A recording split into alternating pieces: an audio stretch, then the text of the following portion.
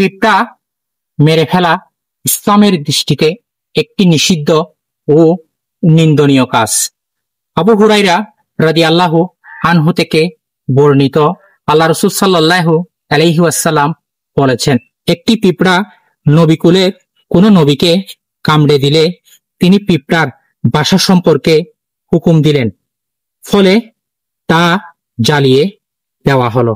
তখন মহান আল্লাহ সুবহানাহু ওয়া তাআলা তার কাছে এ মর্মে ওহী পাঠালেন যে, একটি মাত্র পিঁপড়া তোমাকে কামড়ে দিল, আর তাতে কিনা তুমি উম্মার ওই সৃষ্টিকুলের এমন একটি সৃষ্টি দলকে জ্বালিয়ে দিলে যারা তাসবিহ পাঠ করছিল। সহিহ মুসলিম হাদিস 5654। আসুন আমরা কখনো পিঁপড়াকে মেরে ফেলবো না। পিঁপড়া সব সময় মহান রব্বুল আলামিনের জিকিরে নিমজ্জিত থাকে। মহান আল্লাহ সুবহানাহু ওয়া তাআলা আমাদের সকলকে এই বিষয়ের উপর আরো বেশি যত্নবান হওয়ার তৌফিক দান করুক। আমিন।